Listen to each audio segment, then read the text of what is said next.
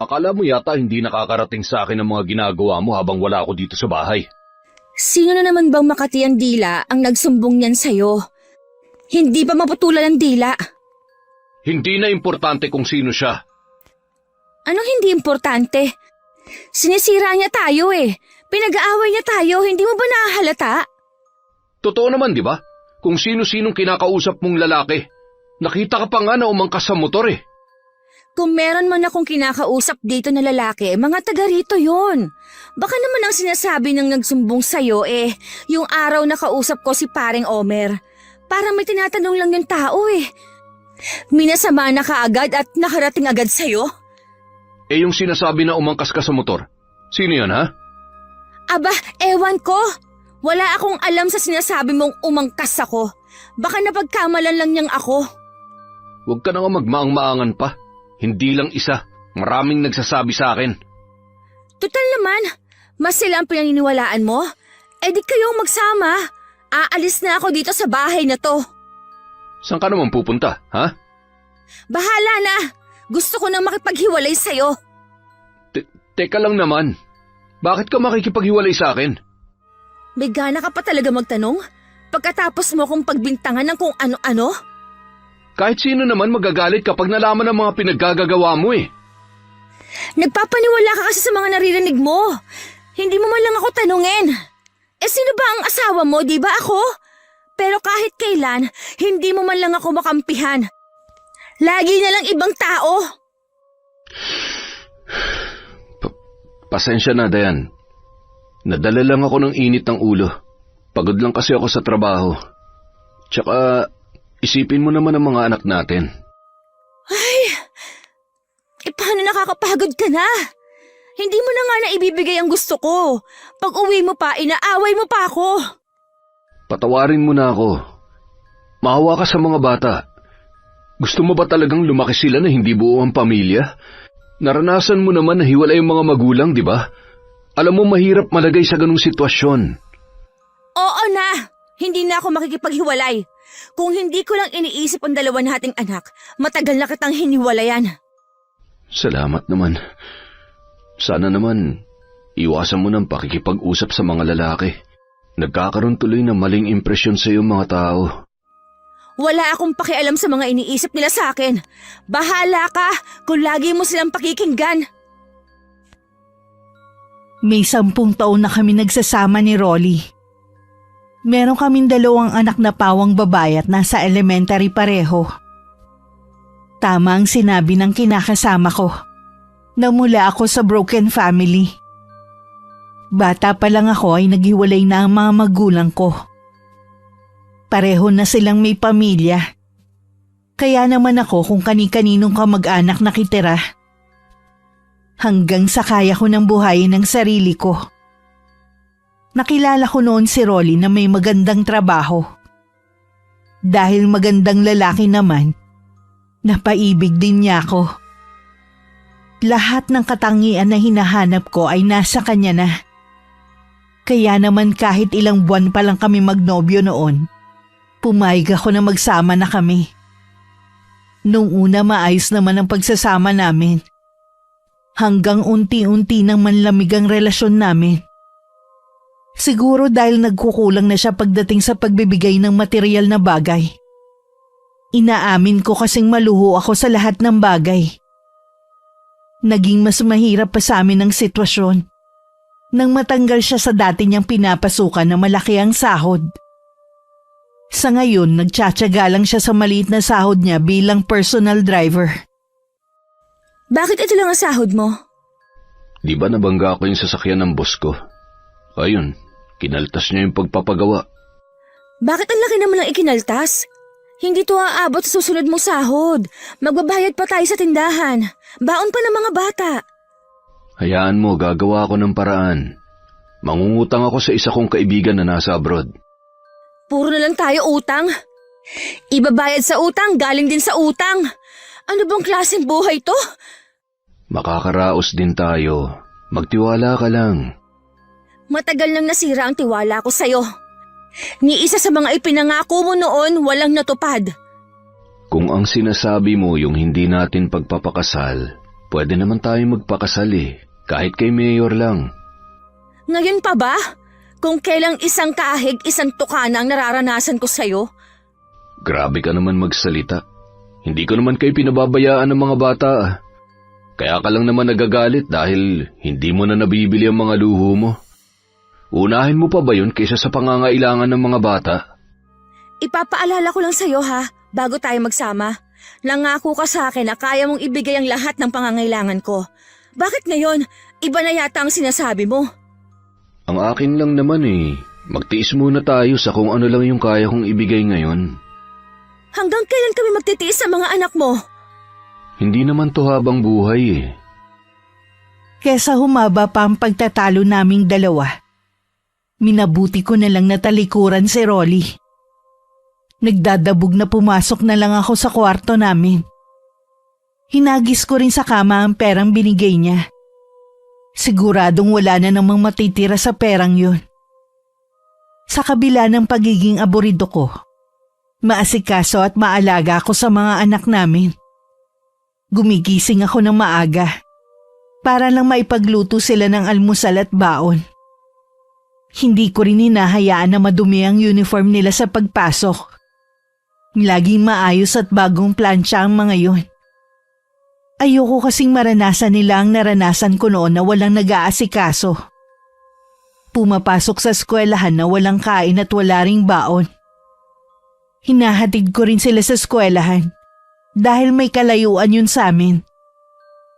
Pagkahatid ko sa kanila, dumiretso na ako sa kubo kung saan kami nagtatagpo ni Melvin. Mabuti dumating ka na. Kanina pa ako naghihintay sa iyo Hinatid ko pa kasi yung mga anak ko at kinausap ko pa ang advisor nila kaya ako natagalan. Namiss kita ng sobra. Mahigit 1 linggo ba naman tayong hindi nagkita? Alam mong kailangan nating mag-ingat. Nakakahalata ng asawa ko Buti nga hindi kanya pinaghihinalaan Tanga yung asawa mo Kung sino-sino pinaghihinalaan. Bayaw lang naman niya ang tumatirador sa kanya. Sa totoo lang, nakukonsensya na ako sa ginagawa natin sa mga asawa natin. Huwag ka na makonsensya. Ay, may bibigay ako sa'yo. Galing kasi ako sa Maynila nung isang araw. Kaya naisipan kong bilhan kita ng regalo. Ito, sukat mo. Wow! Totoo ba to? Ang mahal ng bili ko dyan. Isukat mo ng kwintas para makita natin kung bagay sa'yo. Siyempre bagay to sa akin, maputi ako Teka, isusukat ko na. Hayhan, bagay nga. Nagustuhan mo ba? Ano bang klaseng tanong yan? Siyempre, gustong gusto ko. Si Rolly nga kahit kailan hindi man lang ako mabilhan. Kahit yung nabibili lang sa bangketa Katulad nga ng sinabi mo, eksakto lang sa budget niyo sa bayang kinikita niya. Paano kanya mabibilhan? Ay, kung hindi lang sa mga bata, matagal ko na siyang iniwan. Matagal ko nang sinasabi sa'yo, iwan mo na yung asawa mo. Alam mong hindi ko kayang iwan ng mga anak ko. Hindi rin sila ibibigay sa akin ni Rolly. At isa pa, may pamilya ka rin. Hindi kakayanin ng konsensya ko na makasira ng pamilya. Tayo na lang magsama. Okay, sige na. Huwag na natin pag-usapan ng bagay na yan. Magpakasay na lang tayo. Buong maghapon kami magkasama ni Melvin. Tinapat ko ring labasan na ng mga bata sa eskwelahan para masundo ko na rin sila. Bago kami maghiwalay ng araw na yon, binigyan pa ako ng pera nito. Hindi tuloy mapalis-palis ang ngiti sa labi ko. Bago kami umuwi ng mga bata, pinakain ko muna sila sa isang fast food. Tuwang-tuwa naman ang mga to. Isa kasi yun sa hindi ko naranasan noon. Madalas kapag nakakakita ko ng isang pamilya na sama-samang kumakain, hindi ko maiwasan na mainggit. At mahiling na sana buo din ang pamilya ko. Habang pauwi sa bahay namin, napansin ko ang kakaibang titig na ibinabato sa akin ng mga tao. Hindi ko na lang sila pinansin. Sa tagal ng pagtira ko sa lugar na yon, natutunan ko na maging manhid sa mga naririnig ko mula sa kanila. Katwiran ko kasi, wala naman silang ambag sa buhay ko. Pwede mo bang ihanda ang mga damit ko? Bakit? Saan ka pupunta? Pupunta kasi ng Baguio si boss.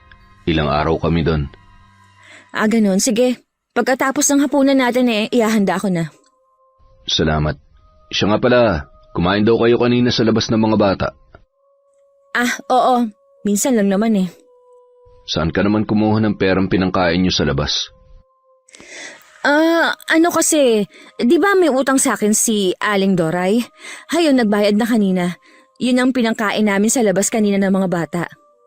May pagkain naman dito sa bahay. Sana itinabi mo na lang ang pera. Pambihira ka naman. Minsan na nga lang kumain sa labas sa mga anak mo Gipit nga kasi tayo Ikaw lang ang gipit dahil sa kagagawan mo rin. Pagtatalunan na naman ba natin yon? Bakit? Kung hindi mo kasi ibinangga ang sasakyan ng boss mo, di sana walang kaltas ang sahod mo. Huwag na tayo magtalo. Maririnig pa ng mga bata Sino bang nag-umpisa? Mabuti nga ako, nagagawa ko pang pakainin sa labas sa mga anak natin. Ikaw, kailan mo kami huling pinakain at ipinasyal sa labas? Alam mo naman na sapat lang ang kinikita ko. Puro ka na lang sapat lang ang kinikita Ayaw mo kasi maghanap ng ibang trabaho na mas malaki ang sahod. Hayaan mo, kapag natapos kong bayaran ng utang ko sa amo ko, maghahanap ako ng mas magandang trabaho. Tutulungan daw ko ni Melvin na ipasok sa trabaho niya. Ang bayaw mong si Melvin? Kailan kayo nagkausap? Kahapon, aksidente lang yung pagkikita namin. Nagkakwentuhan nga kami. Nabanggit ko na hindi na nga sapat ang kinikita ko. Sana nga matulungan ka niya. Ilang taon ka na dyan sa amo mo pero hindi pa rin mataasan ang sahod mo. Incheck kasi kaya siguro ganun ka kuripot.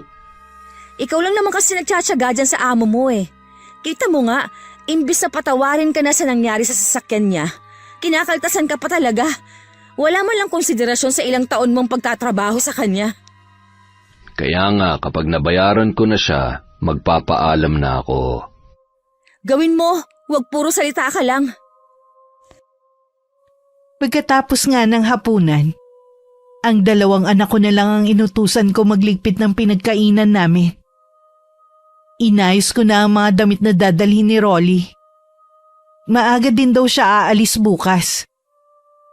Dahil ilang araw wala si Rolly, malaya kami nagkikita ni Melvin sa kubong pag-aari ng tiyuhin niya. Malayo na yun sa karamihan, kaya walang nakakakita sa amin. Bakit hindi mo binanggit sa akin na nagkausap kayo ni Rolly? Nakalimutan ko lang banggitin sa'yo. Tsaka, hindi naman importante yun Kahit na, binanggit mo pa rin sana. Totoo ba na ipapasok mo siya sa trabaho mo? Kung magkakaroon ng bakante, hindi pa naman sigurado yun Puro kasi siya daing Kaya naisipan kong alukin siya. Mabuti nga ilang araw siya mawawala. Walang mamabwisit sa araw ko. Daig pa ako kung magbunga nga Bakit ka naman binubungangaan? Dahil sa mga sumbong ng mga tao sa amin. Pati yung pakikipag-usap ko sa mga taga ron, pinag-iisipan ng masama.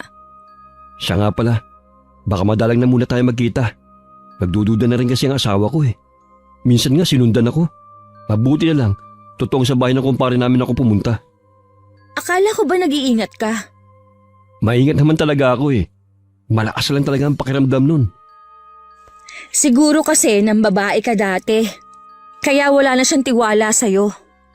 Ikaw lang naging babae ko. Paano yan? Hindi na muna tayo magkikita? Ganun na nga. Pansamantala lang naman. Magpapalamig lang muna tayo. Mula nga noon hindi muna kami nagkita ni Melvin. Dahil walang nagbibigay sa akin ng pera, naging mainitin na naman ang ulo ko.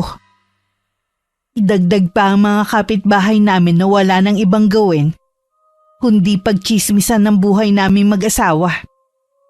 Napilitan na rin akong isan lang kwintas na ibinigay ni Melvin para pandagdag sa gastusin namin sa bahay. Talaga bang wala kang magawa maming? Bakit hindi ka na lang kaya maglahong parang bula para matahimik na ang buhay ng mga taga rito?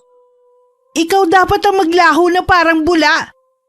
Dahil ikaw ang makasalanan. Ang bait-bait ng asawa mo pero nagagawa mo pa ring iputan sa ulo. Siguro ikaw ang taga-sulsol sa asawa ko Kung ano-anong kasinungalingan ang pinagsasabi mo para sirain ako sa kanya. Hindi paninira ang ginagawa ko. Totoo naman talaga na may lalaki ka. May pamilya ka na. Kung kani-kanino ka pa pumapatol. Magsabi ka nga sa akin, hanggang ngayon ba may gusto ka pa rin sa asawa ko? Masama pa rin ang loob mo dahil iniwan ka niya at ako ang pinili niya? Hindi totoo yan. Eh bakit hanggang ngayon hindi ka pa rin nag-aasawa? Umaasa ka pa rin siguro hanggang ngayon no, nababalikan ka ni Rolly? O ano, tama ako, di ba? Hindi naman kayo kasal. Kaya wala ka pang karapatan na angkinin siyang asawa. Huwag mong kalilimutan na may mga anak kami. Kahit ano pang paninira mo sa akin, hindi ako iiwan ni Rolly.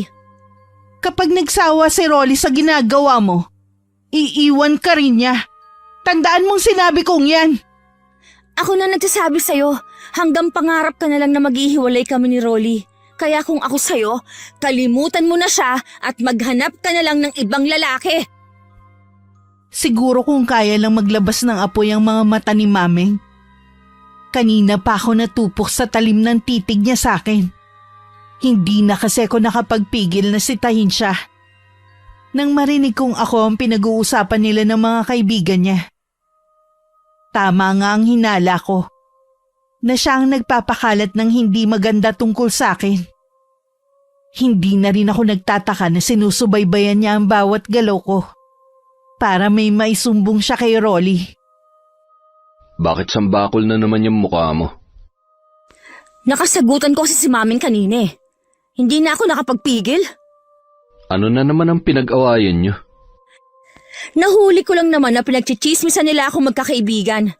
Hindi na ako magtataka kung siya din na nagsusumbong sa'yo ng mga paninira tungkol sa akin. Matagal ko na siyang hindi nakakausap. Iniiwasan ko na rin siya mula na mag-away tayo. Tama lang na iwasan mong babaeng yon. Puro lang naman siya paninira eh. Gusto niya maghiwalay tayo para makuha ka ulit niya. Ano ba yung sinasabi mo? Matagal na kaming naghiwalay ni Maming. Matagal na nga, pero umaasa pa rin siyang magbabalikan kayo balang araw. Kaya nga, hanggang ngayon, hindi pa rin siya nag-aasawa eh. Ang mabuti pa, iwasan mo na lang ang babaeng yun. Gulo lang ang dala niya, wala ka namang panama sa talas ng dila nun. Yan ang akala mo. Hindi ko naman siya uurungan. Lumalaki ng mga anak natin. Hindi ka ba nahihiya na makita ka nilang nakikipag-away sa labas? Bakit? Ipapakita ko ba sa kanila? Kahit hindi ka nila makita, imposible na hindi makarating sa kanila yon. Basta. Kapag hindi ako makapagpigil, kakalbuhin ko ang babaeng yan. Patuloy pa rin sa pagpaparinig sa akin si Mami. Nung una pinagpapasensyahan ko lang dahil lagi kong kasama ang dalawa kong anak. Nung katagalan, lalo't nabanggit ang pangalan ni Melvin, hindi na ako nakapagtimpi. Nasabunutan ko na siya sa tindi ng galit ko. At takot na rin na baka mabuko ang relasyon namin ni Melvin. Umabot sa barangay ang away namin. Walang gustong magpatalo sa amin. Sa huli, nagkasundo kaming hindi na magpapansinan kahit kailan. Totoo ba yung tungkol sa inyo ni Melvin? Pati ba naman ikaw naniniwala sa babaeng yon? Ni hindi ko nga nakikita yung bayaw mong yon kahit nung pumunta dito sa atin. May nakakita daw sa inyo na galing sa kubo na pagmamay-ari ng tiyuhin niya. Ni hindi ko nga alam ang kubo na sinasabi mo eh. Alam mo ikaw, tuwing nakakarinig ka ng ganyan, napapraning ka. Mas sila ang pinaniniwalaan mo kaysa sa akin. Tinatanong lang naman kita, hindi ako naniniwala sa kanila. Sa tono ng pananalita mo, para mo na rin ako hinusgahan. Hindi naman sa ganoon. Rolly, ako yung biktima ng chismis dito. Bakit pakiramdam ko, ako yung kriminal? Pasensya ka na. Medyo magulo lang ang isip ko. Parati ka naman ganyan eh. Nakakapikon ka na. Mahal na mahal lang kasi kita kaya ako ganito. Natatakot ako na baka mawala ka sa akin. Sarili mo lang ang mahal mo. Kung talagang mahal mo ko, kami na mga bata, hindi lang ganitong buhay ang ibibigay mo sa amin. Hayang ka na naman eh. Hindi ka ba pwedeng makontento sa kung ano lang ang pwede kong ibigay sa'yo? Hindi! Dahil hindi naman ganitong buhay ang pinangako mo sa akin. Pasensya ka na kung nabigo akong ibigay sa'yo yung buhay na gusto mo. Hindi ko naman kasi alam na magbabagong kapalaran ko sa trabaho eh. Puro ka nalang pasensya. Hindi ka kasi gumawa ng paraan. Sa totoo lang, gustong gusto ko nang makaalis sa lugar na to. Para hindi ko na makita ang mga tao dito. Ganon din naman ako. Gusto ko kayong ilayo ng mga bata sa lugar na to. Pero wala pa tayong sapat na pera para mag-umpisa sa ibang lugar. Sobrang sama ng loob ko, nagkulong na lang ako sa kwarto namin. Hindi rin ako kumain kahit ilang beses akong tinawag. Lalong lumala ang away namin dahil hindi pa rin tumitigil si Maming sa paninira sa akin. Na alam ko namang may katotohanan. Tuluyan na rin kaming hindi nagkita ni Melvin. Pinagbawalan ko na rin kasi itong tumawag sa akin. Gumanda lang ang mood ko nang tumawag sa akin na matagal ko ng kaibigan. May iaalok daw itong trabaho sa akin. Dahil nabanggit ko sa kanya dati na gusto ko na lang magtrabaho para magkaroon ako ng sariling pera. Nakipagkita ko sa kanya ng araw na yun. Bilang kahera sa tindahan ng mga dog food ang inaalok nitong trabaho. Gusto raw kasi ng biyena niya mapagkakatiwalaan sa pera. Ako ang naisip niya dahil kailangan ko nga ng trabaho. Maliit lang ang sahod pero tinanggap ko na rin. Kesa naman na lagi akong aborido sa bahay. Hindi naman nagustuhan ni Rolly ang bala kong pagtatrabaho. Sino mag-aasikaso ng mga bata? Eh di ako pa din. Iyahatid ko lang muna sila bago ako pumasok sa trabaho ko. Pumayag naman yung magiging amo ko na hanggang 4:00 lang ako ng hapon dahil sabi ko nga, nag-aasikaso pa ako sa mga anak natin. Bakit kasi kailangan mo pa magtrabaho? Nagtanong ka pa talaga? Kita mo nga na hindi sapat ang kinikita mo eh. May gusto rin akong bilhin para sa sarili ko. Sige na, pinapayagan na kita. Huwag na tayong magtalo. Di ka ba napapagod? Di na tayo makapag-usap na mahinahon. Pabayaan mo na lang kasi ako sa mga diskarte ko sa buhay. Para rin naman sa atin to eh. Lalo na sa mga bata. 1 linggo na ako nung nagtatrabaho sa tindahan. Naging maayos naman ang lahat. Tanggap na rin ni Rolly na katuwang niya ako sa paghahanap buhay. Bali kinsenas at katapusan ng sahod ko. Likas sa akin ang pagiging palakaibigan. Palabiro din ako kahit hindi ko makakakilala. Maliban sa ako ang nakatoka sa kahera, minsan ako din ang humaharap sa mga customer namin. Dahil sa akin lumakas ang benta ng tindahan. Nung sumahod nga ako, nagulat ako dahil malaki ang ibinigay sa akin ng amo ko. Nagtataka naman ako na napatingin kay Mang Chino. Hindi siya nagsalita. Bagkus binigyan lang niya ako ng makahulog ang ngiti. Pinagkibit balikat ko lamang yun. At masayang umuwi ng araw na yun. Aba, masarap ang ulam natin ah. Bumili na ako ng lechon manok. Yan daw ang gustong ulamin ng mga anak natin. Sumahod na kasi ako kanina eh. Di ba maliit lang naman ang sahod mo? Dapat itinatabi mo na lang. Hayaan mo na. Gusto ko naman makatikim ng masarap na ulam ang mga anak natin oh. Di bali na tayo. Kaya natin magtiis. Sa bagay nga. O tara nang kumain. Kanina pa ako gutom eh. Sige na mga anak, maghahain na kayo para makakain na tayo ng hapunan. Nung gabing matutulog na kami, naglambing sa akin si Rolly. Kahit pagod ako sa maghapon sa tindahan, pinagbigyan ko na rin. Malaon ng tulog ito, pero ako gising na gising pa rin. Laman ng isip ko ang kakaibang ngiti ng amo ko kanina. Nung pang nag-umpisa ako sa tindahan, malimit ko nang mapansin ang kakaiba nitong mga sulyap sa akin. Hindi ko lang pinapansin dahil baka kako ganun lang siya tumingin. Kinabukasan paghatid ko sa mga bata sa eskwelahan, tumuloy na ako sa pinapasukan kong tindahan. Naabutan ko na doon si Mang Chino. Ngumiti siya sa akin. Bumati naman ako sa kanya gaya ng ginagawa ko kapag dumarating ako. Naging napakabilis ng pangyayari sa amin. Namalayan ko na lang noon, may relasyon na kami ng amo ko. Hindi ko alam kung dahil ba talaga sa pera kaya ako pumatol o sadyang makati lang talaga ako. Napansin ko parang lagi kang maraming pinamimili. Baka naman nauubos ng sahod mo niyan. Hindi ko ba nabanggit sa'yo? Tumaas na ang sahod ko. Bakit naman biglang tinaasan ng amo mo? Dahil daw sa akin kaya lumaki ang benta ng tindahan. Ako daw kasi ang swerte. Tsaka yung isang tindero umalis na, kaya naman dumami ang trabaho ko. Kaya hayon, naisipan nung amo ko na taasan na lang ang sahod ko kaysa naman magdagdag pa ng isang tauhan. Kaya ko naman ng trabaho sa tindahan Baka nga dyan ka aasenso sa trabaho mo. Sana nga. Kumusta naman ang trabaho mo? Akala ko ba aalis ka na dyan sa amo mo nabayaran mo na ang utang mo? Yun nga sana ang plano ko Kaya lang sabi ni Melvin, wala pa daw bakante sa kanila Buti na lang, hindi pa ako nakakapagpaalam sa amo ko. Paasa naman pala yan si Melvin Baka nga wala pang bakante sa kanila. Tsaka sa pagkakaalam ko kasi, may problema sila ni Annie. Ano naman ang problema nila mag-asawa?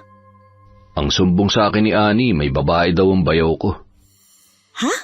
Sino naman kaya? Hindi rin kilala ng kapatid ko. Ayaw umamin ng bayaw ko Yan nga rin ang sinasabi ko sa kanya. Huwag padalos-dalos ng pasya, lalo't may anak sila. Huwag na nga natin silang pag-usapan. Ang saya ko pa naman ngayon. Tapos, masisira lang sa kinukwento mo.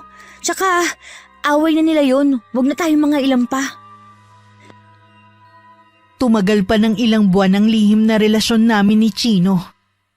Pero sabi nga nila, walang lihim ang hindi nabubunyag.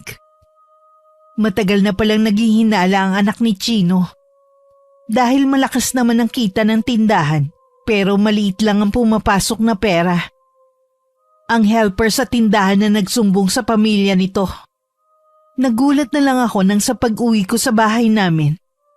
Sinalubong ako ng malakas na sampal ni Rolly. Namumula din ang mukha nito sa galit. Bakit mo ako sinaktan? Bakit, ha? Paano mo naatim na tumabi sa akin habang meron kang sinisipingan na iba? At yung pampwede mo na maging ama? Hindi kita maintindihan, Rolly. Huwag ka na magmaang-maangan pa. Huwag mo na rin tatangkay magsabi sa akin ng kasinungalingan. Mismong anak ng amo mong pumunta rito. Inaatake daw ang nanay niya nang malaman ng relasyon niyo ng tatay niya. Rolly, hayaan mo ako magpaliwanag. Ano pang ipapaliwanag mo? Pinapalampas ko mga sinasabi ng mga tao tungkol sa pagiging malapit mo sa mga lalaki dito sa atin. Bakit ba hindi mo magawang pigilan niyang kakatihan mo? Patawarin mo ako, Rolly. Umalis ka na sa bahay na to. Wala na akong pakialam sa'yo. Bigyan mo pa ako ng isa pang pagkakataon. Pangako, hindi na ako uulit. Malik ko ba kung totoo sinasabi sa'yo ng mga tao? Baka ilang beses mo na akong iniiputan sa ulo. Hindi totoo yan. Ngayon lang ako nagkamali. Rolly, isipin mo mga anak natin. Umalis ka na muna sa bahay na to. Baka kung ano pa magawa ko sa'yo. Ito mga gamit mo. Umalis ka na. Rolly, wala akong ibang pupuntahan. Wala akong pakialam kung saan ka pupunta. Di ba gusto mo na makipaghiwalay? Ayan, ibinibigay ko ng kalayaan mo. Rolly, hindi ko kaya mawalay sa mga anak natin. Ginusto mo yan, kaya magdusa ka. Mula ngayon hindi mo na sila makikita. Kinaladkad pa ako ni Rolly palabas ng bahay namin. Wala akong magawa kundi ang damputin ng bag na kinalalagyan ng mga damit ko. Habang naglalakad ako palayo sa bahay namin, nakatingin sa akin ng mga tao at sabay nagbubulungan. Tatawagan ko sana ang kaibigan ko. Pero nag-alangan ako. Baka nakarating na sa kanya ang tungkol sa namamagitan sa amin ng biyanan niya. Wala akong pagpipilian kundi tawagan si Melvin. Agad naman itong nagpakita sa akin. Bakit ka pinalayas ng asawa mo? Ayun. Naniwala siya sa mga chismis. Baka ito ng tamang panahon para tuloy na tayo magsama.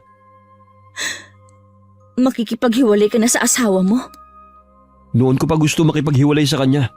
Napapagod na akong intindihan ang ugali niya. Hindi ko kayang iwan ng mga anak ko, Melvin. Wala ka na magagawa pa. Pinalayas ka na ng asawa mo. Wala ka ng ibang pagpipilian pa kundi ang makisama sa akin. Napagtanto ko na tama nga si Melvin. Siguradong alam na rin sa lugar namin ang kahihiyang ginawa ko. Wala na rin akong mukhang maiharap sa kanila. Lalo na sa mga anak ko. Napilitan na akong makisama kay Melvin. Umupa kami ng bahay sa malayong lugar. Samantala, halos araw-araw naman naglalasing si Rolly. Sinamantala naman yun ni Mami para kunwari damayan ng asawa ko. Hoy, tama na yan, Rolly. Maawa ka naman sa sarili mo. Huwag mo nga pakialaman, Maming. Bakit ba punta ka ng punta dito sa bahay? Gusto lang kitang damayan sa problema mo. Hindi ko kailangan ng karamay. Ang asawa kong kailangan ko. Di ba pinalayas mo na siya? Kalat na dito sa atin ang ginawa ng babaeng yun. Hindi na nahiya. Pati matanda pinatulan niya. Sadya talagang malandi yung kinakasama mo. Hindi makontento sa iisang lalaki. Tama na! Wala kang karapatang pagsalita ng ganyan si Dayan. Pagkatapos ng ginawa sa'yo ng kinakasama mo, pinagtatanggol mo pa talaga siya? Mahal ko si Dayan. Siya lang ang mamahalin ko habang nabubuhay ako. Baliw ka sa pagmamahal mo sa babaeng yun. Kahit yata harap-harapan kanyang iputan sa ulo, ayos lang sa'yo eh. Paano mo naaatim na nakikisalo sa babaeng kung sino-sino ang sinisipingan? Umalis ka na lang. Huwag ka na rin babalik. Alam mo ang tawag sa nangyayari sa'yo? Karma. Dahil sa pag-iwan mo sa akin noon. Mas matindi ang pinagdadaanan mo ngayon. Sana, huwag ka nang balikan ni Dayan. Sa kabila ng pagtataboy ng asawa ko kay Maming, patuloy pa rin ito sa paglapit sa kanya. Nagpapalipas lang ito ng 2 araw. Pagkatapos babalik na naman siya sa bahay namin. Nasaan nga pala ang mga anak mo? Nandun muna sila sa mga magulang ko. Hindi ko sila maasikaso dito eh. Sa bagay nga, kung lagi ka nila makikitang naglalasing, hindi rin maganda ang epekto nun sa kanila. Ano na naman ba ang ginagawa mo dito? Alam mo, kahit ilang beses mo kung pagtabuyan, dadamayan pa rin kita. Sinabi ko na sa'yo na hindi ikaw ang kailangan ko. Wala ka nang magagawa pa. Ako ang nandito ngayon sa tabi mo. Sa ayaw at sa gusto mo, dadamayan kita sa problema mo. Ang tigas din ng ulo mo eh, no? Matigas talaga ang ulo ko. Magsasawa ka lang na itaboy ako. Pero babalik at babalik pa rin ako dito. Bahala ka nga sa buhay mo. Parang dinudurog ang puso ko sa eksenang nasaksihan ko sa asawa ko at kay Mami. Sandali pa lang ako nawawala. Tila nagkakamabutihan na ang mga to. Tumalikod na lang ako at saka nagmamadaling lumayo. Pagdating sa tinutuluyan namin, nadatnan ko na dun si Melvin. Saan ka naman ang galing? Pumunta ako sa bahay namin. Ang tigas din naman ang ulo mo, no? Pinalayas ka na nga eh. Bumabalik-balik ka pa dun. Gusto ko lang naman makita ang mga anak ko eh. Ako pa rin ang ina nila at may karapatan ako makita sila. Ang mabuti pa, magluto ko na lang dyan. Kanina pa ako nagugutom. Kanina ka pa naman dito, bakit hindi ka pa nagluto ng pagkain mo? Sumasagot ka na. Kaya kita ibinahay para pagsilbihan ako. Bawat sentimo na ginagastos ko sa'yo, kailangan mong bayaran sa pamamagitan ng pagsisilbi mo sa akin. Di lumabas din ang totoo mo motibo. Masamang-masama ang loob ko ng mga sandaling yun. Sumunod na lang ako kaysa umaba pa ang pagtatalo namin. Habang tumatagal, nakikilala ko na rin ang tunay na ugali ni Melvin. Malimit din niya akong saktan sa konting pagkakamali. Nagkaroon tuloy ako ng takot sa kanya. Kapag nag-iisa, madalas kong alalahanin ang buhay ko. Nung kapiling ko pa ang mag-aama ko. Sapat lang nga ang kinikita nun ni Rolly. Pero hindi naman kami nagugutom na mag-iina. Sobrang namimiss ko na sila. Gusto ko sanang puntahan sila at tanawin kahit sa malayo. Pero wala naman akong sapat na pera. Hindi na kasi ko binibigyan ni Melvin. Minsan nagpaalam ako sa kanya na magtatrabaho. Pero hindi siya pumayag. Hindi ka magtatrabaho. Dito ka lang sa bahay. Baka mamaya lumandi ka na naman sa ibang lalaki. Ano ba yung sinasabi mo? Gusto ko lang naman magtrabaho para magkaroon ako ng sariling pera. Ang sabihin mo, maghahanap ka lang ng magagatasan mo. Akala mo yata hindi ko alam na nilindi mo yung dati mong amo. Aba, kalat na sa buong lugar niyo ang ginawa mo. Ibang klase ka rin, no? Pati matanda, pinatus mo. Pinagsisisihan ko na ang ginawa kong yon. Natukso lang ako dahil sa ibinibigay niyang pera sa akin. Kaya nga dapat sa'yo, ikinukulong lang dito sa bahay. Minsan, pinaghahanapan mo pa ako. Kahit na ano pang dahilan mo, dito ka lang. Bawal ka lumabas ng bahay.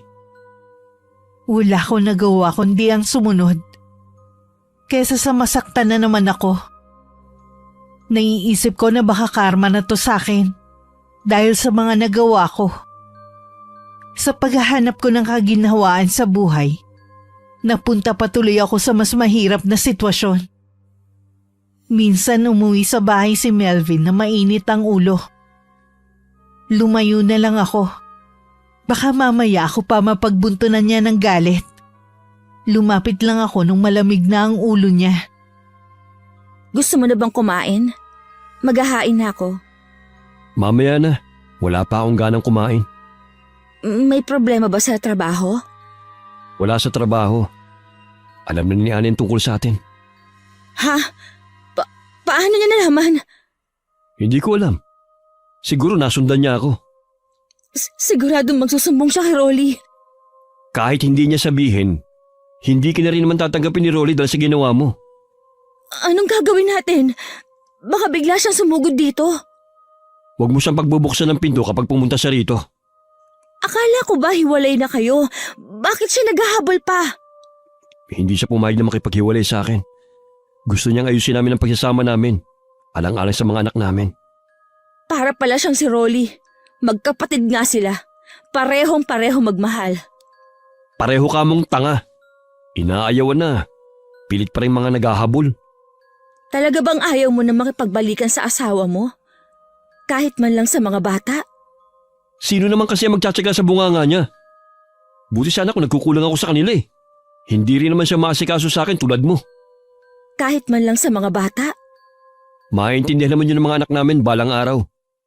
Mas mahirap pa rin yung nakikita nila na araw-araw kami nag-aaway ng nanay nila. Habang tumatagal, lalo kong namimiss ang mga anak ko. Gusto ko nang bumalik sa kanila. Napansin din ni Melvin ang pagkakatulala ko lagi. Siguro naawa na siya sa akin, kaya pinayagan na niya akong maghanap ng trabaho. Nakahanap naman ako ng trabaho sa tulong ng mabait naming kapitbahay.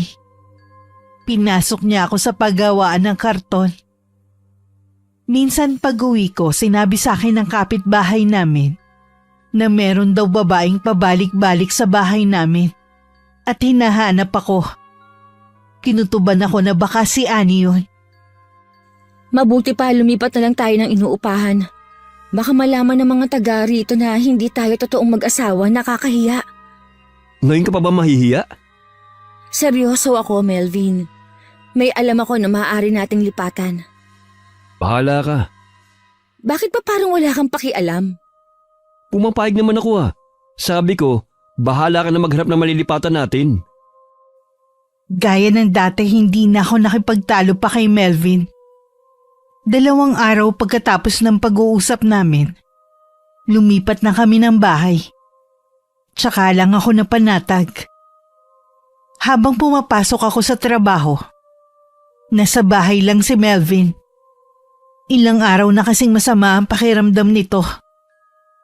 Hanggang inabot na ng 2 linggo ang sakit nito. Dapat siguro ipatingin na kita sa doktor. Mabuti pa nga. Hirap na rin ako eh. Parang lagi may nakadagan sa dibdib ko. Nung day off ako, pina-check up ko si Melvin sa doktor. Pero normal naman ang pagsusuri sa kanya.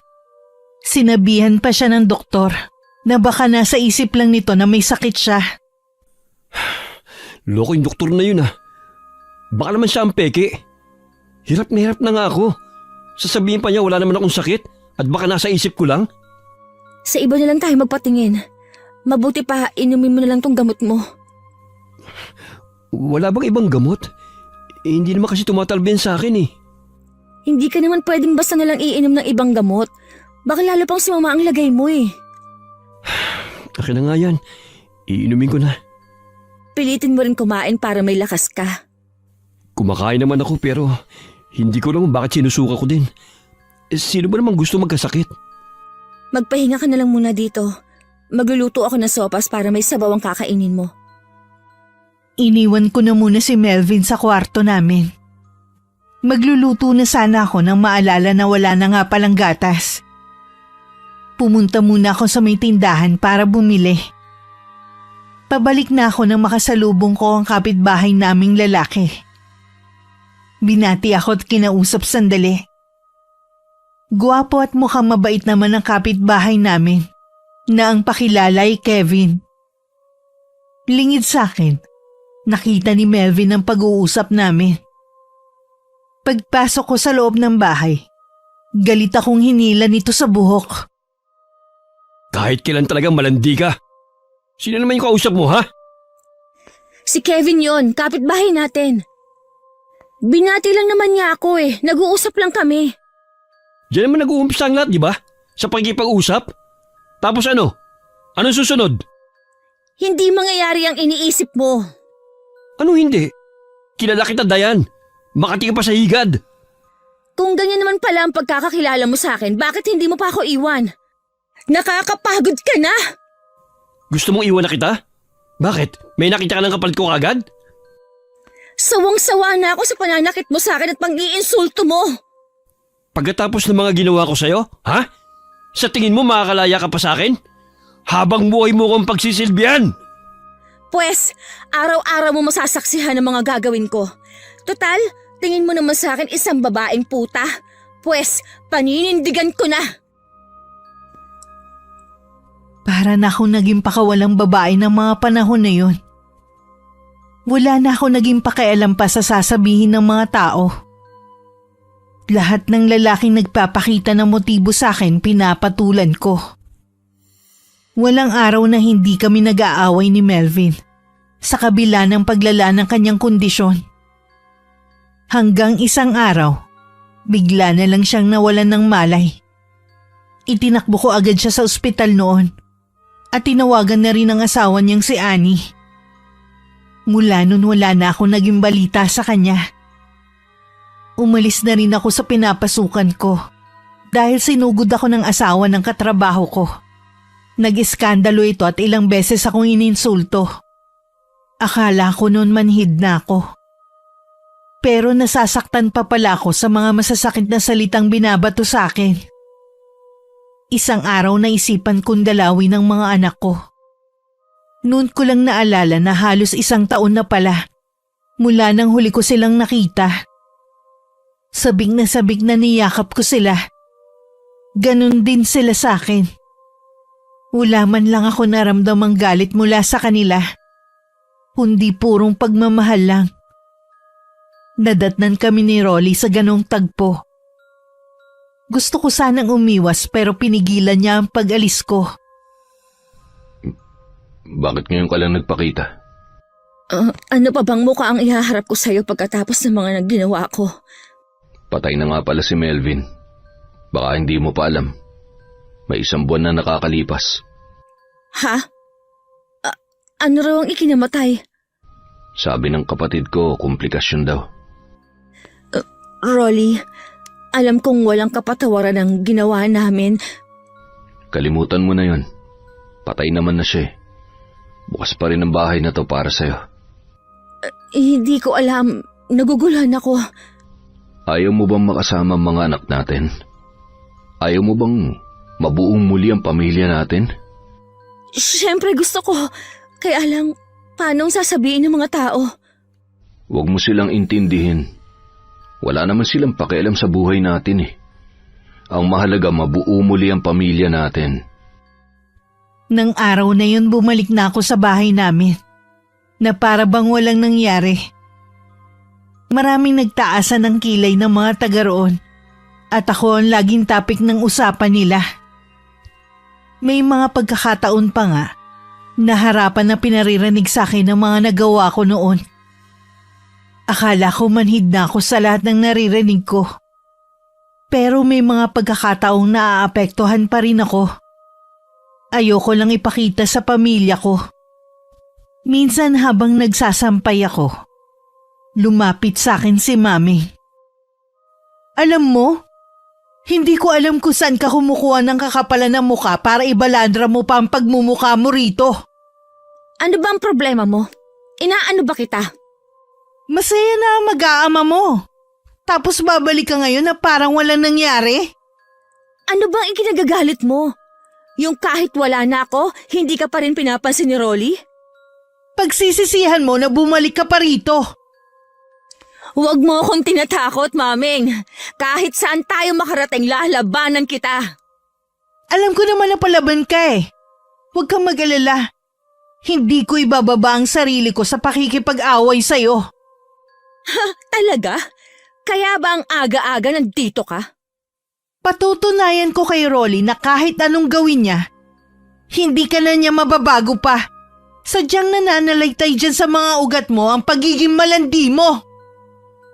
Hindi ko na napigilan ang sarili ko. Biglang tumaas ang dugo ko na sabunutan ko siya at pinagsasampal. Gumanti rin sa akin si Mami. May ilang minuto na rin kami nagpapagulong-gulong sa lupa bago kami naawat ng mga kapitbahay. Kaya kami napaghiwalay.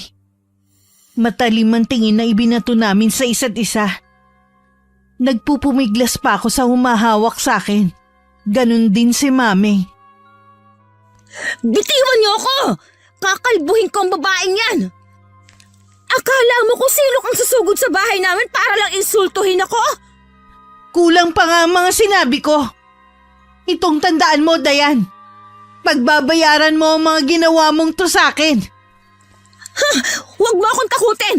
Ikaw ang magbabayad sa ginawa mo sa akin! Sana hindi ka na lang bumalik. Doon ka na lang sana sa lalaki mo. Hindi ka bagay kay Rolly. Isa kang maruming babae. Kung ano-ano pang batuhan ng mga salita ang sinabi namin sa isa't isa. Hindi ko na nga halos maalala ang iba ko pang sinabi. Para matigil na ang pagbabangayan namin, hinila na ng mga tao si Maming palayo sa harapan ng bahay namin. Ako naman pumasok na sa loob. Nang dumating si Rolly at nalaman ang nangyari sa amin, labis siyang nag-alala sa akin at galit naman para kay Mami. Anong karapatan niya para sumugod dito sa atin? Hindi niya matanggap na bumalik ako. Siguro, inaasahan niya na ipagtatabuyan mo ko. Noon pa alam niyang tatanggapin pa rin kita kapag bumalik ka dito. Kakausapin ko siya. Huwag na, Rolly. Hayaan na lang natin siya. Sumusobra na kasi siya sa pakikialam sa atin. Alam mo naman kung bakit siya nagagalit sa akin. Hanggang ngayon, may gusto pa rin siya sa'yo. Kakausapin ko siya para maliwanagan siya. Babalik din ako agad. Hindi ko na napigilan pa si Ronnie nang lumabas siya ng bahay namin. Kahit nagagalit pa rin ako kay Maming, mas nanaig pa rin ang awa ko sa kanya. Alam kong malaki ang naging kasalanan ko noon sa kanya.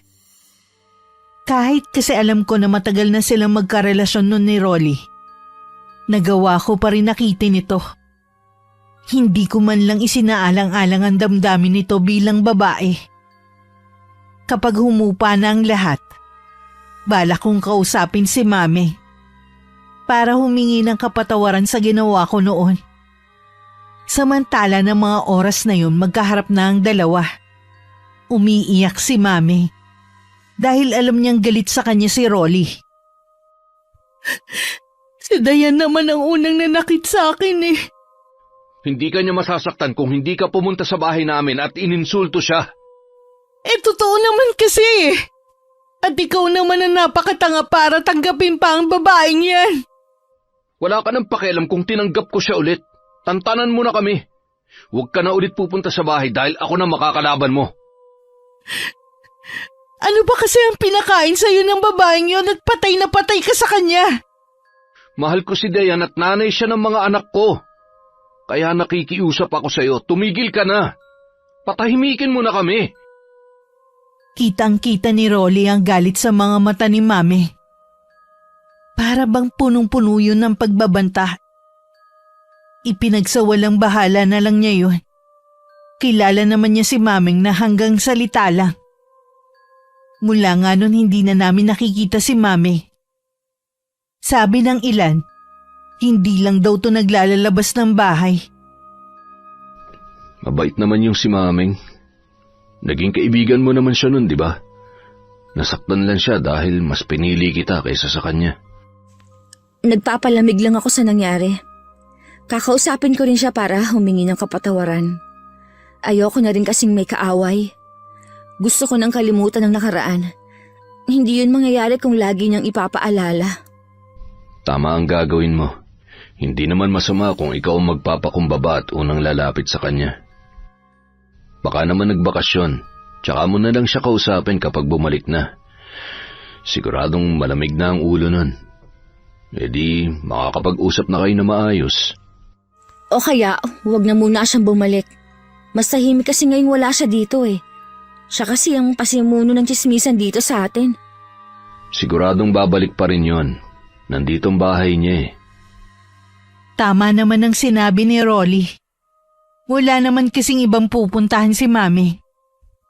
Dahil wala nga ang babae, naging tahimik naman ang sumunod ng mga araw sa amin ng pamilya ko. Nakakalabas ako ng bahay nang walang inaalala. Akala ko mananatili ng tahimik ang buhay ko. Isang araw dumalaw si Annie sa bahay. Nagwala ito at kung ano-ano ang sinabi nito sa akin. Bago umalis, nagbanta pa to sa akin na sisirain din ang buhay ko. Ayos ka lang ba? Oo naman. Naiintindihan ko naman ang galit niya eh. Hindi niya kasi alam na nagkabalikan na tayo. Hindi ko rin alam na basta na lang siya pupunta dito. Kung sakali man na bumalik siya dito, tatanggapin kong lahat ng galit niya. Alam kong walang kapatawaran ang ginawa ko. Hindi ako papayag na saktan ka niya ulit. May kasalanan din naman ang asawa niya eh, hindi lang ikaw. Kung umiwas na lang sana ako at hindi nagpadala sa tukso, baka sakaling hindi na umabot sa ganito. Huwag mo na nga sisihin ang sarili mo. Matagal nang tapos yon. Ang mahalaga, pinapatunayan mong nagbago ka na. Hindi ko pa rin maiwasang makonsensya hanggang ng mga sandaling yon. Habang buhay ko na yata yung dadalhin sa dibdib ko, ang pagkasira ng pamilya ng hipag ko. Dahil kilala ko sa pagiging malapit sa mga lalaki noon, akala ng iba ganun pa rin ako hanggang ngayon. Hindi ko maiwasan kapag naglalakad akong mag-isa, ay may mga sumisipol sa akin. Hindi ko na lang sila pinapansin. Isang bagong salta sa amin ang nakipag-usap sa akin. Noong una mabait naman siya. Katagalan umamin na siya sa kung ano talaga ang pakay niya. Kahit nagingit-ngit ang kalooban, mahinahon ko pa rin siyang kinausap na hindi ko siya papatulan. Nakarating naman yun kay Rolly. At naging malala ang naging pagtatalo namin. Hindi ka na ba talaga magbabago, ha? Talaga bang sagad hanggang buto yung kakatihan mo? Ano bang sinasabi mo, Rolly? Hindi kita maintindihan. Huwag ka na magmaang-maangan pa. Mahiya ka naman sa mga anak mo. Pinatawad na kita ng paulit-ulit. Ipaliwanag mo kasi yung sinasabi mo. Wala akong ginagawang masama. Marami nakakakita sa pag-uusap niyo ni Eric.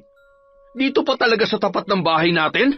Ano, pinapapasok mo siya dito sa loob ng bahay? Dito kayo gumagawa ng kamilagrohan, ha? Mali ka lang iniisip mo. Oo, nag-uusap lang kami pero hanggang dun lang yon.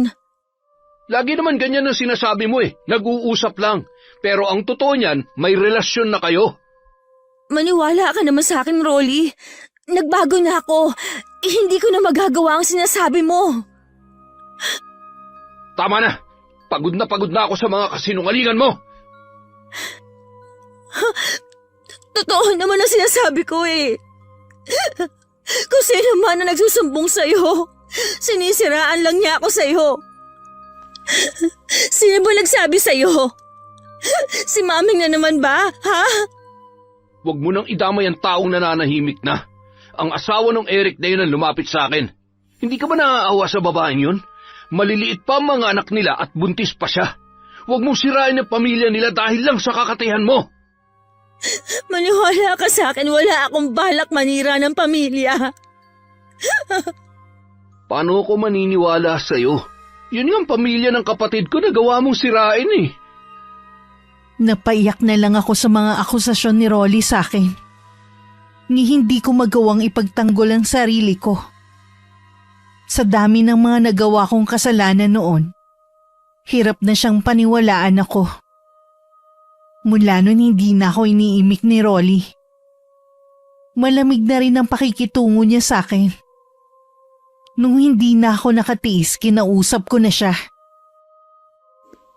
Hanggang ngayon ba galit ka pa rin sa akin? Anong gusto mo? Matuwa pa ako sa'yo? Sige na. Hindi ko na ipagtatanggol ang sarili ko. Tutal naman nahusgahan mo na ako. Pero sana naman, wag mo naman akong tratuhin na parang basura, lalo na sa harapan ng mga anak natin. Kailangan ba tratuhin kita na parang kagalang-galang? Wala kang respeto sa sarili mo sa akin at sa mga anak mo. Kung wala ka naman palang tiwala sa akin, bakit kailangan mo pa akong tanggapin dito sa bahay? Dahil akala ko nagbago ka na.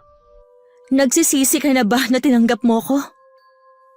Blankong tingin lang ang ibinigay ni Rolly sa akin bago siya umalis para pumasok sa trabaho. Nangihinang napaupo na lang ako. Tinanggap ko na lang na habang buhay na akong kakarmahin.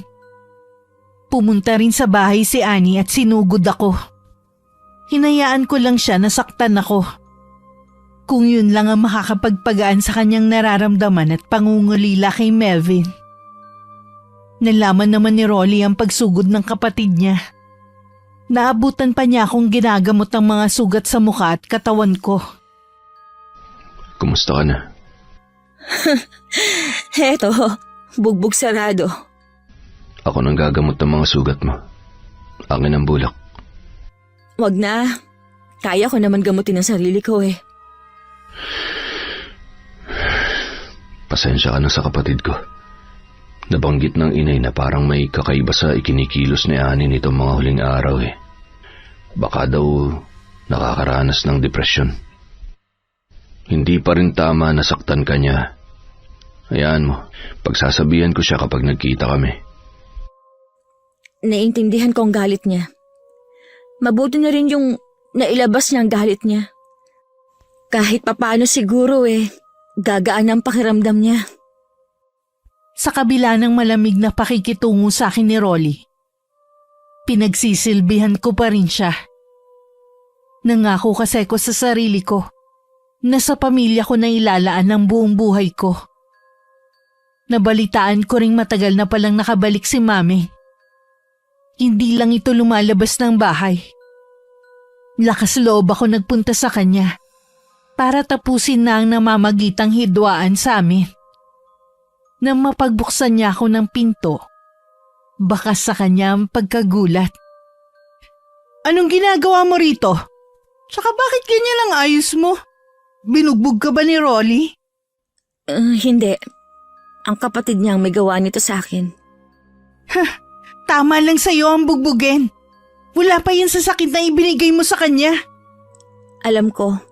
Kaya nga tinanggap ko na lang lahat ng pananakit niya. Ay, ano bang kailangan mo sa akin? Marami pa kasi akong gagawin eh. Kaya ako nagpunta dito kasi noon ko pa sana gustong pumunta kaya lang wala ka. Umuwi ka nga raw sa inyo. Bakit gusto mo ako makausap? Ano, para awayin? Hindi yun ang ipinunta ko. Gusto ko sanang humingi ng tawad sa'yo. Alam ko na malaki ang galit mo sa akin dahil sa ginawa kong pangaagaw kay Rolly sa'yo noon. Oo, inaamin ko na sinadya ko siyang agawin sa'yo noon. Ano? Totoo bang naririnig ko yan sa'yo? Ano bang nakain mo, ha? Hindi ka naman ganyan dati eh.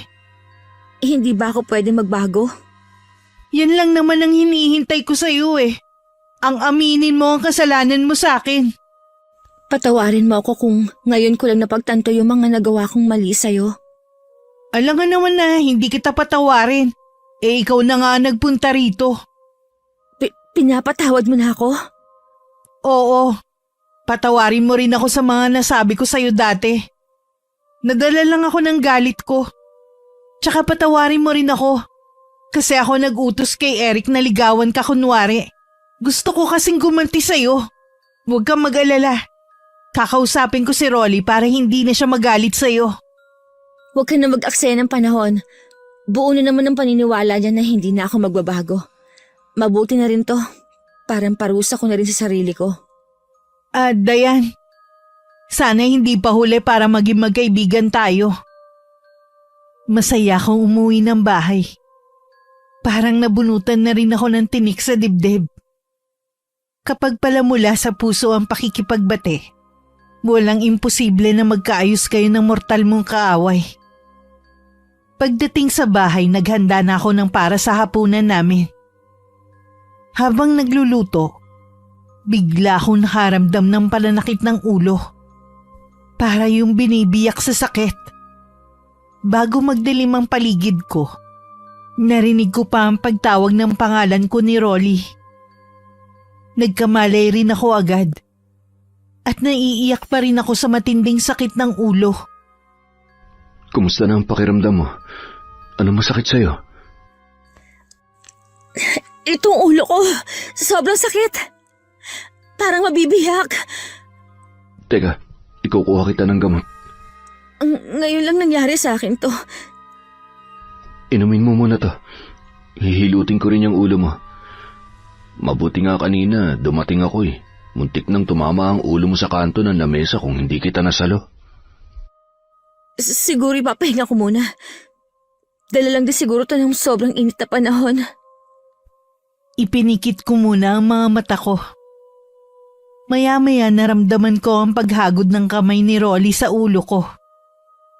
Kahit papano nakaramdam ako ng ginhawa. Dahil nagmamalasakit pa rin siya sa akin. Hindi ko namalayan na makakatulog ako. At umaga na nang magising. Magaan na ang pakiramdam ko. Kaya bumangon na ako mula sa pagkakahiga. Kailangan ko pa kasing magluto ng almusal ng mag-aama ko. Salamat nga pala sa pag-aalaga mo sa akin kagabi. Gumaan ang pakiramdam ko sa hilot na ginawa mo. Wala yan. Handa na pala yung baon mo. Ingat ka sa pag-alis. Tumangulang si Rolly na mabilis na rin tinapos ang pagkain. Halata pa rin nagalit ito sa akin. Marahil nakalimutan lang niya dahil sa pag-aalala sa akin kagabi. Dahil araw yun ng Sabado at walang pasok sa eskwelahan, hinayaan ko nilang muna maglaro ang mga anak ko sa labas. Ginawa ko naman ang mga gawain sa bahay. Pero ilang sandali lang, huminto muna ako at naupo. Hinahabol ko na kasi ang hininga ko. Pakiramdam ko pagod na pagod agad ako. Samantalang kauumpisa ko pa lang sa mga gawaing bahay. Tuwing 6:00 ng gabi tsaka naman umaatake ang pagsakit ng ulo ko. Halos maduling na nga ako. Kaya mas gusto ko na lang ipikit ang mga mata ko. Isang araw na ako lang sa bahay, nagulat ako sa pagbisita sa akin ni Mami. Bukas ipapacheck up na kita sa doktor para malaman na natin kung ano ba ang sakit mo. Wag na, kaya ko pa naman eh. Tsaka baka dahil lang sa pagod to. Baka mamaya kasi kung kailan wala ako tsaka kasumpungin. Sasabihin ko na lang kapag hindi ko na kaya ang sakit. Nawawala naman sa gamot at sa hilot mo eh. May sakit ka ba? Kasi napapansin ko, hindi ka na naghahatid sa mga anak mo eh. Hindi ko alam kung sakit nga ba ang dumapo sa akin. Anong ibig mong sabihin? Tsaka bakit may taklob ang ulo mo? Tatanggalin ko ang taklob sa ulo ko at bahala ka ng humusga. Ha? Bakit wala kang buhok? Nagpakalbo ka ba? Bigla na lang naglagas ang buhok ko hanggang sa maubos to. Tuwing 6:00 din ng gabi, tsaka ako sinusumpong ng sakit ng ulo. Hindi na rin kinakaya kung minsan ang gamot at hilot ni Rolly eh. Minsan, gusto ko nang iumpog sa pader.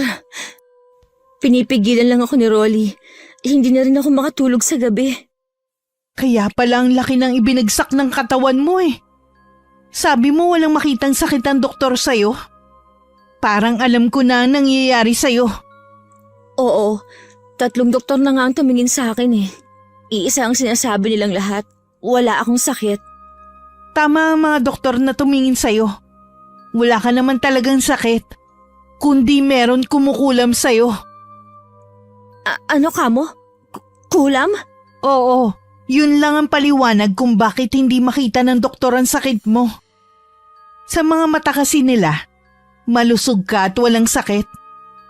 Pero sa mga mata natin, kitang-kita na para ka ng mauupos na kandila. Ikaw ang bahala kung ayaw mong maniwala. Pero subukan mo pa rin magpatingin sa isang albularyo. May kakilala ako. Basta kailangan mo lang maniwala na mapapagaling ka niya. Pasensya ka na, Maming, pero hindi kasi ako naniniwala sa kulam eh. Wala naman kasi makakapagpatotoo niyan eh. Ramdam ko naman ang senseridad ni Maming na makatulong sa akin. Maging ang kanyang pag-aalala. Pero mahirap lang talaga kasing maniwala na totoo ang kulam. Pero sasabihin ko rin yun kay Rolly pag uwi galing trabaho. Nandito kanina si Maming? Kailan pa kayo naging magkaibigan? Diba, sabi ko naman sa'yo, gusto ko na makipagbati sa kanya. Tinanggap naman niya ang paghingi ko ng kapatawaran. Pinatawad na niya ako at magkaibigan na kami ngayon. Natutuwa ako na magkasundo na kayo ni Maming. Sa wakas, natuldukan na rin ang ilang taon yung bangayan. May sinabi nga siya sa akin kanina eh. Hindi ko alam kung maniniwala ka pero sabi niya. Kulam? Sino naman ang gagawa nun sa'yo? Hindi ko alam. Baka isa sa mga asawa ng mga lalaking nakarelasyon ko noon. Baka gusto akong gantihan. Ipapatingin muna kita sa doktor. Kapag ganun pa rin ang resulta, tsaka tayo maghahanap ng magaling na albularyo. Sumang-ayon naman ako kay Rolly. Ibinilin muna namin ang mga bata sa mga magulang niya bago kami lumuwas ng Maynila. Sa pagsusuri sa akin ng doktor na pinuntahan namin, wala rin siyang nakitang sakit ko. Para tuloy gusto ko nang maniwala sa sinabi ni Mami na baka kinukulam ako. Nang makauwi na kami, lalong sumama ang pakiramdam ko. Nakasama pa yata sa akin ng pagbiyahe ng malayo. Maghahanap ako ng magaling na albularyo. May kilala daw si Maming. Sige, kakausapin ko siya. Basta magtiwala ka lang na malalampasan mo rin to. Hindi kaya parusa na to sa akin dahil sa mga nagawa kong kasalanan? Hindi yan parusa sa'yo. Isipin mo na lang na paggising yan sa'yo para talikuran mo na ang mga mali mong ginagawa. Matagal ko na naman pinagsisihan ng mga nagawa ko. Pero bakit kailangang mangyari pa rin sa akin to? Hindi ko alam kung paano sasagutin yan eh. Pero naniniwala ako na balang araw, ikaw rin mismo makakasagot sa tanong mo. Salamat, Rolly ha. Lagi kang nariyan para sa akin. Minsan, Naiisip ko na hindi ako karapat-dapat sa pagmamahal mo. Hindi man tayo kasal, nangako ako sa sarili ko noon na mamahalin at aalagaan kita habang nagsasama tayo. Hindi ka na ba galit sa akin? Hindi na. Alam mo naman na hindi nagtatagal ang galit ko sa'yo. Kapag gumaling na ako, babawi ako sa'yo at sa mga anak natin. Magiging mabuting asawa at ina ako. Pangako yan. Tahan na. Baka lalong sumakit ang ulo mo niyan. Magpahinga ka na lang at pupuntahan ko na lang si Mameng. Hinintay muna ni Rolly na makatulog ako bago siya pumunta sa bahay ni Mami. Pagdating doon, sinabi agad ng asawa ko ang pakay niya. Hindi na rin napigilan ni Mami na ipagtapat na kagagawan niya kung bakit nakikipaglapit sa akin si Eric. Kung ganon, nagsasabi pala ng totoo si Dayan na nagbago na siya. Patawarin mo sana ako, Rolly. Nadala lang ako ng galit ko. Nasaktan ko si Dayan dahil sa ginawa mo. Hindi ko siya nagawang paniwalaan. Maiintindihan ko na galit ka. Handa kong gawin ang lahat para lang mapatawad mo ko. Huwag na muna natin yan pag-usapan. Kailangan magamot si Dayan. May kakilala ka daw na albularyo. Salamat, Mameng. Hihintayin na lamang namin kayo bukas. Oo, bukas na bukas din ipupuntahan ko siya. At sasamahan sa bahay niyo. Salamat, Mameng. Hihintayin na lamang namin kayo bukas. Nang gabing yon, hindi ako pinatulog ng sakit ng ulo ko. Buong katawan ko din sumasakit. Para bang may tumutusok ng matulis na bagay sa buong katawan ko. Hindi ko na napigilan na mapaiyak. Mabuti na lang nasa tabi ko lang si Rolly. Wala ring tigil ang pagdadasal ko sa isip. Paulit-ulit akong humingi ng kapatawaran sa lahat ng mga nagawa kong pagkakasala. Naniniwala akong mabisa talaga ito. Dahil biglang nawala ang sakit ng ulo ko. At yung tila tumutusok sa balat ko. Mag-uumaga na rin noon nang makatulog ako. Kinaumagahan, dumating si Mameng kasama si Aling Hilda. Salamat naman at dumating na kayo. Tulog pa si Dayan. Napuyat kagabi. Pagpasok pa lang dito, dama ko na ang bigat sa bahay na to. Dapat hindi na kayo nag-aksaya ng oras para ipatingin siya sa akin. Hindi po kasi namin alam na may kumukulam sa kanya. Kaya po sa doktor ko muna siya dinala. Lalo nyo lang pinalala ang kalagayan niya dahil sa ginawa nyo. Ang mabuti pa, pupuntahan ko na siya. Nang pumasok si Aling Hilda sa kwarto kung saan ako naroon, balak sanang sumunod ni Rolly. Pero pinigilan siya ni Mameng. Dito na lang tayo maghintay. Palalabasin ka rin ni Aling Hilda. Ayaw niya kasing may ibang tao kapag nanggagamot siya. Akong natatakot para sa kaligtasan ni Dayan. Magtiwala ka lang kay Aling Hilda. Mapapagaling niya si Dayan. Malalaman niya kaya kung sinong kumukulam kay Dayan? Oo. Pwede rin niyang ibalik ang karamdaman sa taong yun. Naalimpungatan ako sa amoy ng kandila. Nagulat pa ako nang makita ko ang isang matandang babae. Meron siyang ibinubulong na hindi ko naman maintindihan. Pagkatapos meron siyang ipinahid sa noo ko.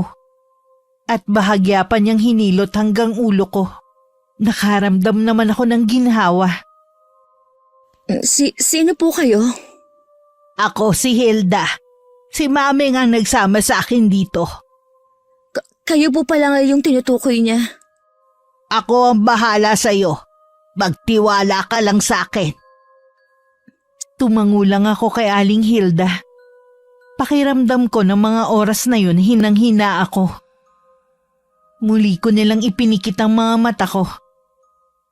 Ilang sandali lang, nag-umpisa na naman ang walang kapantay na sakit na tila pumupunit sa bawat hibla ng katawan ko. Lumipas ang nakakainip na sandali.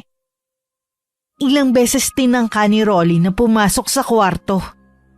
Pero pinipigilan lang siya ni Mami. Ano na kayang nangyayari sa loob? Kapag lumabas si Aling Hilda, ibig sabihin nun tapos na ang ginagawa niyang panggagamot. Palaisipan pa rin sa akin kung sinong gumawa nito kay Dayan. Malalaman natin yan mamaya kay Aling Hilda. Nang lumabas si Aling Hilda, bakas dito matinding pagod. Pero may ngiti sa labi. Ibig lang sabihin nagtagumpay ito. Agad na nagtanong si Rolly sa kalagayan ko. Ay maraming salamat po sa inyo, Aling Hilda. Huwag ka magpasalamat, iho. Tungkulin ko talaga na gumamot ng mga kinukulam. Nalaman niyo po ba kung sino may gawa nito kay Dayan? Malapit sa iyo ang taong yon. Matinding galit ang nagtulak sa kanya para gawin yon. Lalo na nang mamatay ang kanyang asawa. Nagkatinginan ng asawa ko at si Mami. Pareho kasi sila ng taong iniisip. Nang muli ako nagising, magaan na ang pakiramdam ko. Nagisnan ko na rin na nasa tabi ko si Rolly at ang dalawa naming anak. Unang pumasok sa isip ko, ang magpasalamat sa Diyos sa pangalawang buhay na ibinigay niya sa akin. Nalaman ko kay Rolly na ang kapatid nito ang nagpakulam sa akin. Ito rin pala ang nagpakulam nun kay Melvin. Pero hindi nito inaasahan na mamamatay ang asawa. Kaya sa akin niya ibinunton ng galit niya. Nung araw na sinugod niya ako, nakakuha siya sa akin ng ilang hibla ng buhok. Yun ang ginamit niya para sa maitim niyang plano. Sa kabila ng ginawa niya, hindi ko pa rin magawang magalit sa kapatid mo. Nagsisisi na siya sa ginawa niya sa'yo. Pinapasabi niya na sana mapatawad mo siya. Pinatawad ko na siya. Matagal na. Umuwi muna sila sa probinsya namin. Sasamahan sila ng inay doon. Kailangan nila munang lumayo para makalimot sa nangyari.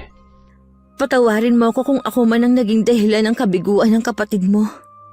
Hindi ka pa humihingi ng kapatawaran, pinatawad na kita. Ang mahalaga, pinagsisisihan mo na mga kasalanan mo. Sa mga nangyari, mas lalong tumibay ang pagsasama namin ni Rolly. Muli rin binuksan ni Maming ang puso niya sa bagong pag-ibig. Masalimuot man na naging takbo ng buhay ko mula pagkabata. Alam ko naman na meron na akong isang tahanan na matatawag kong akin. Yun ay sa piling ni Rolly at ng mga anak namin. Wakas,